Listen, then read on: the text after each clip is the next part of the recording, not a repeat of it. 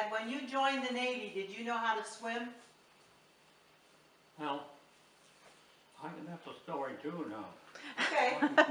I thought I knew how to swim, and we did a lot of swimming, but it was in salt water. And then when I got shore duty at the end of my time, I went to Norman, Oklahoma, a base out there, and you had to know how to swim. And so he had the whole gang there. Says, if all you that know how to swim, go in that end. And the other ones that need to learn anything about it. So I'm smart. I go where they know how to swim. And finally, get up there with this gang. I was used to in salt water, and this was fresh water. So I learned more about how to swim after Cody got the pool than I do in the Navy, although I can venture to say that I swam in every ocean and every sea. The only thing I didn't swim in the Arctic Ocean, or the Antarctic, and Antarctica. We never landed on Antarctica.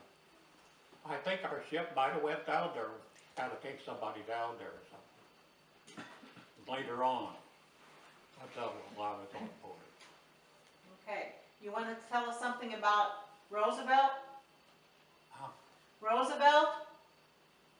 The lady? Eleanor? Oh, you mean Alice Longworth? Right. What about her? Well, yes. How you interacted, how you met her. What was going on? I met her out there at the ranch. She was stayed in a cabin. She had her granddaughter there with her. And so a lot of times I'd take them on trail rides if I wasn't busy doing something else. Because I usually milk the cows. One of the guys that milked, he got fired or something. So who milked? I knew how to milk, so I milked cows for the cook. And it really paid off because every once in a while she'd make a cake, you know, giant of a piece cake. So it paid off for me to have to do that. And before I left there, I also cut logs and firewood for the cabin. They need heat. Okay, you were going to talk about when you finally left the Navy. Where did Oh, are you ready to go now? Yes. Everything ready to go? Uh-huh. Okay. I got discharged at Great Lakes in Illinois. But they paid me to go to San Diego. No, to Tucson, Arizona, because that's where I enlisted. So I got paid. I got out in San Diego at Great Lakes, but I got paid to go to Tucson because that's where I enlisted. And then I think I was at a dance in Oakland, was at a dance. And we got to talking and we got along pretty good, so. Well, I guess so. You know, so anyhow, if I danced with her, I did some dancing, but not the way she was. She was a good dancer. And any time music would play, she was ready to dance. And anyhow, we made a date to go out. We went to more dances. And I guess that was, in the meantime, I was working at Wicks here in Highland. And then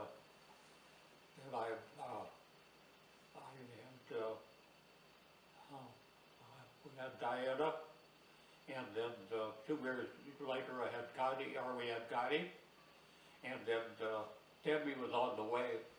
We decided, all the time we were ready, that we decided to build 1955, and it was pretty hot when Debbie was born in June or July. We were just about having the house done. But back in them days, you didn't have water up leading up. It was a septic tank, and I dug all the septic tanks for it on the outside. But I thought this is no good with 3 girls, and we had a chance to go to the city, so we went on the city. And how much did a house cost back then? Uh, How expensive was a house when you built your house? How much did something like that cost? It was around 14,000, 15,000. And what was your salary? How much money were you making? $1.20. And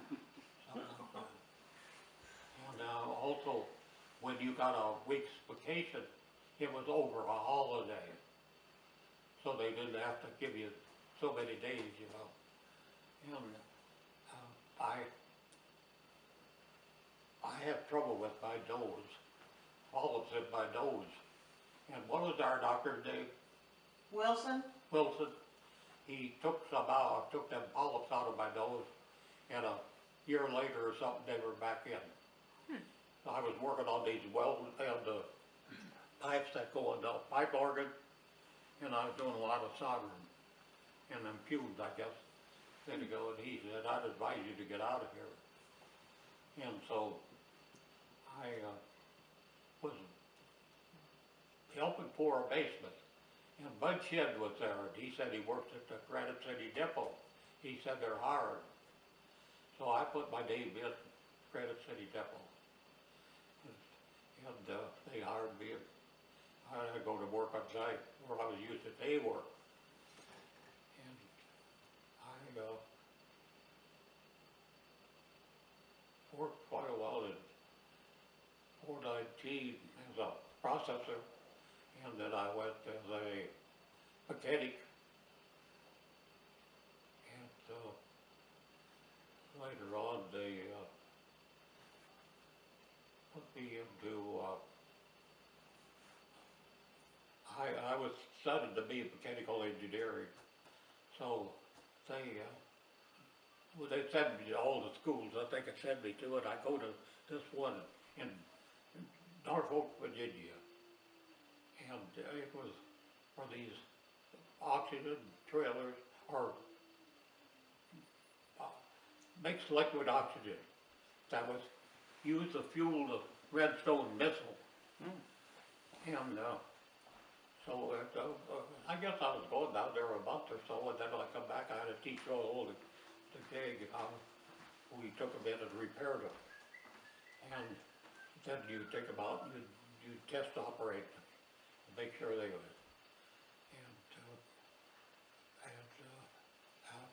And this was going pretty good. We were getting a lot of schooling and space, and then we got the word that the depot was closing. So there was an opening down in St. Louis in Goodfellow, and I put in the application, and that's where I worked until I retired as an equipment specialist. But I do have a certificate from International for mechanical engineer. I think the first job we had was a plane that crashed, and they had so much trouble getting the people that was on the plane, saved them, and also the people that went to save them. So they wanted us to rig up some kind of equipment that they could take it to these people, use it themselves, and take it to because when they crash, it's usually up at high altitude. And so that was one of the first things that we had to do. Didn't you work with cryogenics? Cryogenics? Didn't you say you worked with something to do with cryogenics? Yeah, I was in cryogenics. That's where I went into cryogenics when I learned how to liquid oxygen. I didn't even mention that, but they assigned me to the cryogenics shop. And that's where we repaired these liquid oxygen plants. Very dangerous. You had to be very careful, because all it took was a spark. That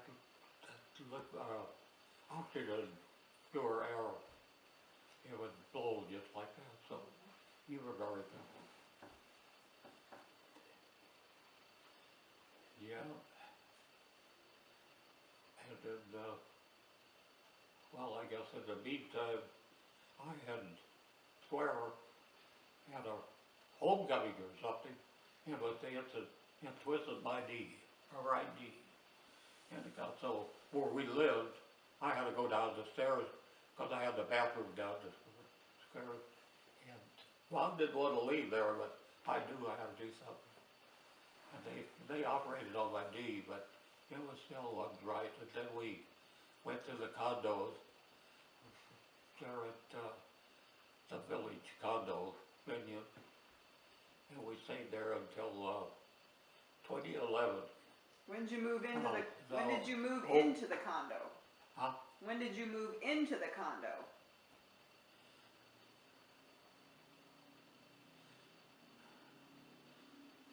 $1994, I think. Okay. I think, because I thought Mom was 2007. I thought it was closer that we had to have 20 years, but we didn't have 20 years in, did we? In the condo. So what kind of traveling did you and Mom do? Huh? What kind of traveling did you and Mom do? Where all did you go when you traveled?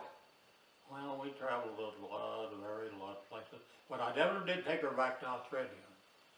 But we went through Europe. We got a good tour to go into, can't even say the name of the first continent we went, where we flew in, and then we went to Holland, and into Germany, and on around, we were heading for Switzerland, Italy, and France. Did you go back to India? Never went back to India. No. I didn't have any desire to go back to India. Did you have a desire to go back to Australia? Yeah, you felt like it. I thought about going. In fact, there was a day when they were wanting teachers, I told her to see about getting a teaching job. The best thing ever happened that I didn't tell her. Because of getting back and forth, the mileage, you know. Yeah. Yeah. It's just like when they came over from Germany. That was a pretty big deal. Because how many went back to go to Germany? Afterwards, maybe, like the second generation or so. Maybe when we were over there in Germany, I asked the bus driver, I said, where's, and I knew the name of the town at that time. Now I can't even tell you. Where is it? He said, well, just a few miles from here. And it was country just like here. Something similar to here. But our Catholic brother Cock on St. Rose, he used to tell us he'd be over there. And he said how they're using this limestone and get better crops, and then later on fertilizer. But we had a Philip Bly, where our closterman lived. You're not going to put any of that limestone on my land. That'll get just like concrete. You know, he didn't believe it. Well, by the time I left out there, and Philip Bly left there, they'd be cutting the oats with the binder, and the guy that was setting up the shocks didn't really have enough to make a shock because the land was so damn poor. But our postman got over there, and they put manure and fertilizer, and he raises pretty good crop. So all the places that you traveled, Dad, what was your favorite? Do you have a favorite place that you really thought was a really nice place to be? Illinois. Oh, okay. The world traveling. Yes. But Illinois. they asked me, and I thought too, I don't know, I've been to Italy with Perry Como Lake. Have you ever heard of Perry Como Lake? Yeah. After we came out of Venice, we were over at Venice, where they ride the boats. Then we came and we stayed at, Venice is quite odd too. When But they don't have like streetcars or buses. They come with a boat. And I'm Little Louie was our guide. And you kept an eye on Little Louie. And when they mentioned that they'd be back at a certain time at that place, so how am I going to get to this dizzy place? And so Little Louie would make sure we got there. And you walk around and they'd have all kind of demonstrations like how to make a light bulb and things like that, you know. And the boats, instead of alleys or streets, you got water and boats taking you around. But there at the square, kind of an odd thing happened at Venice. We were down there one evening for the band concert. Next morning we come down there and the water was like this, that deep. The tide had come in and they were putting barrels out and put a plank laying on the barrels. That's how you walked. And also, if you ever, maybe you've been there, Key West down here in Florida. That street is the same way. It'll go all of a sudden it's underwater. So just imagine when it goes to the buildings and that, when the water comes up. And that's the way I think of Venice. What happens to that building, the sand and that, you know, water coming up every day in and day out. And so I wouldn't want to live there. Down Switzerland was pretty nice. And we didn't get into Russia. In fact, I was wondering, maybe you could answer, is there any colored people in Russia? I would imagine, yeah. You never do see them, do you? I don't know. Yeah. Never been. No. And I can remember the time when this was a big deal, when when Kennedy was president, and communism was coming into Cuba.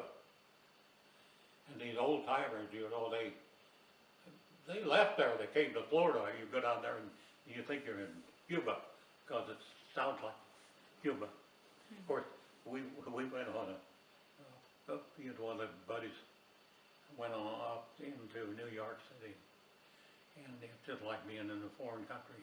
You could hear a group over here in a whole foreign language, foreign language. You can't even listen to what they're saying because you don't know. So that's the way it was in Cuba. We went down to Cuba, and we all did there down there that beer, and we were used to 5% beer. Down there it's 12%. So here one of these hurricane was coming in, so they said get back on the ship. We get out there in the water, and after drinking that 12% beer, they was going to swim to the ship. So I wasn't operating anymore, but they was going to swim. But I often said, I'd like to come back because we saw some good floor shows, you know, good entertainment. In fact, we were on a cruise with my brother and his wife. We went to St. Martin and up to Puerto Rico. But we went to Bermuda before we left. And being we was guests, I guess, they had us sitting right to front. And these old girls in the chorus came down to open theirs. So they're breasted. A good show, though. Good show.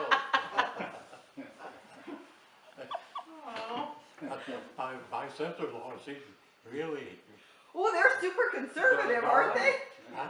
Aren't they the ones that are super ultra conservative? Yes. Yes? Yes. What did she have to say about that? Yeah, I don't know, but we got on board ship, and so they said, well, the Catholics got theirs right now, but after the Catholics are done, we're going to have Protestant service. And so, and that was over with, but the priest stayed. And he said, yeah, I'll be your minister. So she helped him get his program together, get how he wore his uniform, and then he gave us the Protestant service. It was a Catholic priest. That was on the cruise ship. Amazing. course, now we got one of, I think an ex-priest is our minister now. Yeah, he is, yeah. Himself. But at the time, I didn't hear, know something like that. Although in the Navy, you know it's the Catholic priests. You don't see many Protestant preachers, but you always, I served on 2 ships and they both had Catholic priests. Very helpful. A lot of times we'd have a get together, like before the country, and they'd help you get the beer and stuff together. Them little native kids would come up with their little cup. They wanted to get some of that beer. And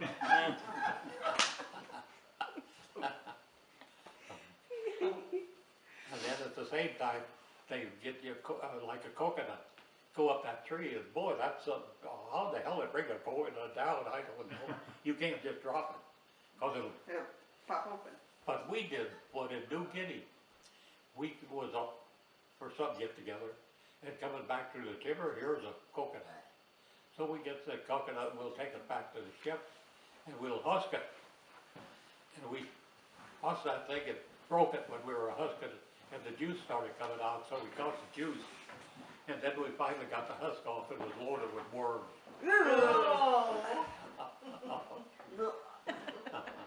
So it's quite a job to get that. And one of our guys was the crew. We got into the Philippines, and so we are there talking to the natives, and he said, yeah, I did a lot of that, and he was having trouble. One of the natives come over and showed him how to make it a little easier, get that husk off.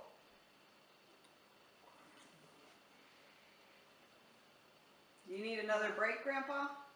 Yeah, that's probably, is there something else you'd like to say, or that you can think of, that you'd like to talk about? Well, afterwards I'll probably have a lot, because I could come along and say about my family, and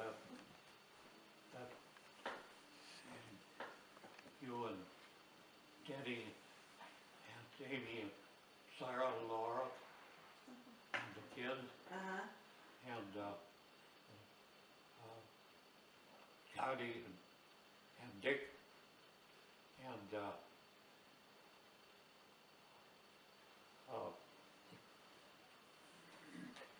Allie and Cassie and Debbie and Jenna and Mike.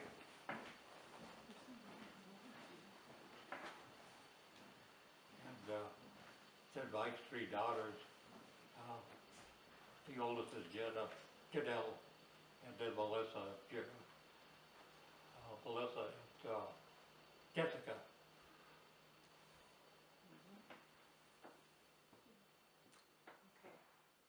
All right. She was having Sophie and Brian, Yeah. and Laura's got Caleb and Owen. Mm-hmm. And Kathy's got Vita. And Jenna's got one on the way. Right. Jenna has one on the way. Oh, yeah. Yeah. Yeah, Jenna's got one on the way. In fact, you heard, I guess, that Debbie's coming back the 25th. Mm-hmm. Okay, and I think it's Cannoli. You know what I'm talking about? Because Cannoli, that's Catholic in Switzerland. That's what Bob, the whole Cannoli. Okay, your dad's family came from Germany, Yeah, mine. and your mom's family came from Switzerland. Switzerland. Okay. Do you know? But then also Weiss. Is that a Switzerland? or Sounds German? like it, I don't know. Weiss. Well, She, Is that be German too. Yeah. like mom's mother was a Weiss. Okay.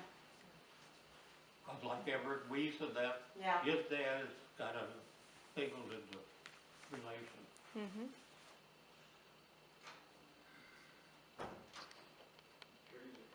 I should, I probably missed a lot of stuff that I should have said. Well, if you think of other things, you just write them down, and then next time we'll be down a lot. We can always record some more.